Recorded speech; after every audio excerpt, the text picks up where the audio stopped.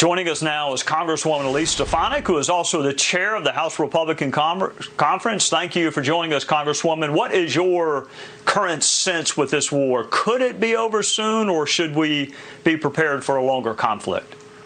Well, first, the United States of America stands strongly with the people of Ukraine, and God bless Zelensky for the leadership he has shown throughout this horrific, horrific war, the most significant war since the end of World War II. The images you just showed, Trey, on your show, they are devastating. They are examples of genocide and the heinousness of truly an authoritarian war criminal in Vladimir Putin. The United States needs to do everything we absolutely can to provide ammunition, to provide anti-tank, to provide anti-aircraft, anti-ship weapons for the Ukrainians so that they are able to defend and continue this fight for their sovereignty, for their nation. But make no mistake, Vladimir Putin is a war criminal, and there will be accountability on the global stage. You mentioned two things I want to follow up on. You're on House Armed Services. You're also on intelligence. I'm going to ask you about Putin in a second, but you listed some weaponry that Ukraine would benefit from. Is there a consensus among your colleagues, particularly on House Armed Services, that more can or should be done to help the Ukrainian military?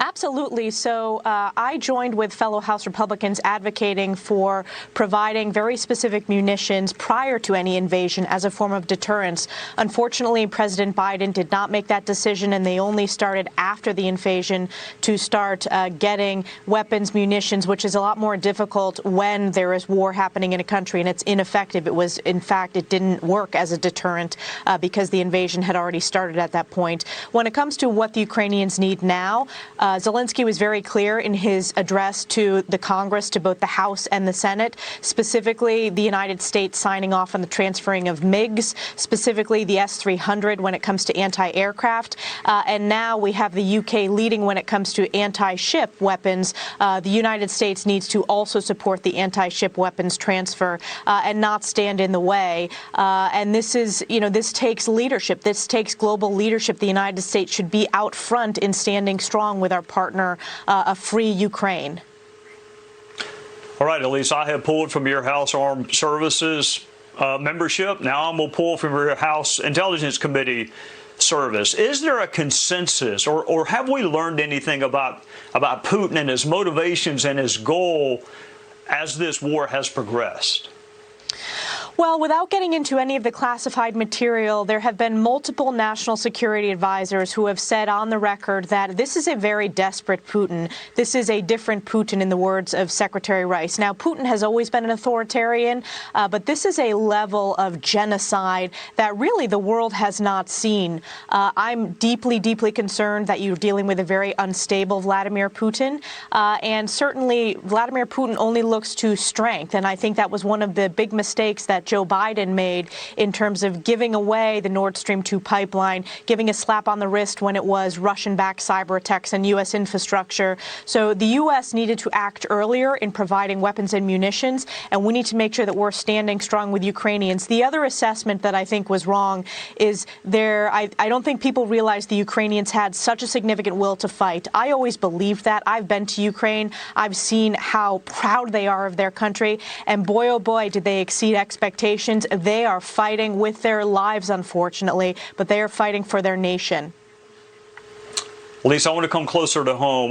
What are your constituents? What are you hearing from your constituents about the state of our economy and this economic malaise and inflation and gas prices? I mean, I know you go to your district, you spend a ton of time there, you travel it. What are you hearing?